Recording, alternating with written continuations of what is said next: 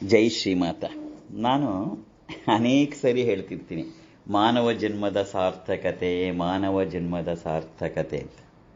ಹಾಗಂದ್ರೆ ಏನು ಮಾನವ ಜನ್ಮದ ಸಾರ್ಥಕತೆ ಅಂದ್ರೇನು, ಮತ್ತದು ಏನನ್ನ ಮಾಡಿದ್ರೆ ಮಾನವ ಜನ್ಮದ ಸಾರ್ಥಕತೆ ಆಗತ್ತೆ? ಇದು ಬಹಳ ಬಹಳ ಬಹಳ ಮುಖ್ಯವಾದಂಥ ವಿಚಾರ. ಹಿಂದೆನೇ ಹೇಳಿದಾಗೆ ಇಹ ಮತ್ತು ಪರ ಎರಡನ್ನೂ ಕೂಡ ಸಾಧಿಸೋದಿರುತ್ತೆ. ಇಹದಲ್ಲಿ ನಮ್ಮ ಪ್ರಾರಬ್ಧ ಕರ್ಮದಿಂದಾಗಿ ನಾವು ಪಡ್ಕೊಂಬಂದಂತಹ ನಮ್ಮ ಜೀವನವನ್ನು ಬದಲಾಯಿಸಿಕೊಳ್ಳೋದಲ್ಲ, ಅದಕ್ಕೆ ಹೊಂದಿಸ್ಕೊಂಡು ಹೋಗ್ತಕ್ಕಂಥ ಇದನ್ನು ಇಹ ಜೀವನ ಅಂತ ಕರೀತಕ್ಕಂಥದ್ದು. ಪ್ರತಿಯೊಬ್ಬರಲ್ಲೂ ಅಷ್ಟೇ ಏನು ಅಂದರೆ, ಇವತ್ತಿನ ಜೀವನ, ಇವತ್ತಿನ ಅವರ ಆಲೋಚನೆಗಳು, ಇವತ್ತಿನ ಅವರ ಕಾರ್ಯಚಟುವಟಿಕೆಗಳು, ಇವತ್ತಿನ ಅವರ ಬಿಹೇವಿಯರ್ ಎಲ್ಲವೂ ಕೂಡ ಪೂರ್ವಜನ್ಮದ ಮೇಲೆ ಡಿಪೆಂಡ್ ಆಗಿರುತ್ತೆ.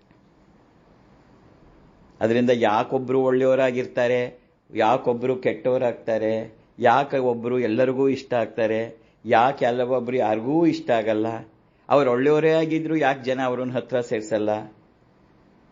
ಈ ಕ್ವಶನ್ಸ್ ನಮ್ಮಲ್ಲಿ ಆಗಿಂದಾಗೆ ಇದು ಇಹ ಜೀವನದಲ್ಲಿ ಸಂಬಂಧಪಟ್ಟ ಹಾಗೆ ಇವೆಲ್ಲವೂ ಬರ್ತಾ ಇರುತ್ತೆ. ಅದಕ್ಕೆಲ್ಲ ಪ್ರಮುಖವಾದಂಥ ಕಾರಣ ಅವರ ಪ್ರಾರಬ್ಧ ಕರ್ಮ.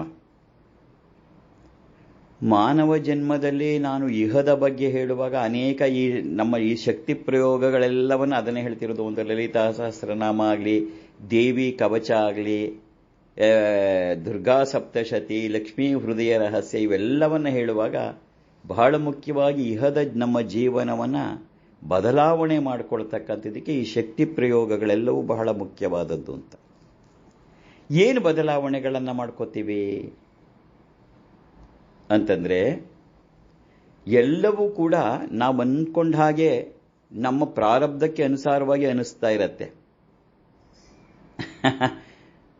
ದುರ್ಯೋಧನ ಒಂದ್ಸರಿ ಕೃಷ್ಣನಿಗೆ ಹೇಳ್ತಾನೆ, ಕೃಷ್ಣ, ನನಗೆ ಯಾವುದು ಧರ್ಮ ಅಧರ್ಮ ಗೊತ್ತಿಲ್ಲ ಅಂತ ತಿಳ್ಕೋಬೇಡ, ನನಗೆ ಧರ್ಮರಾಯನಿಗಿಂತಲೂ ಚೆನ್ನಾಗಿ ಧರ್ಮ ಅಧರ್ಮ ಗೊತ್ತಾಗುತ್ತೆ, ಆದರೆ ನಾನು ಏನು ಮಾಡಲಿ?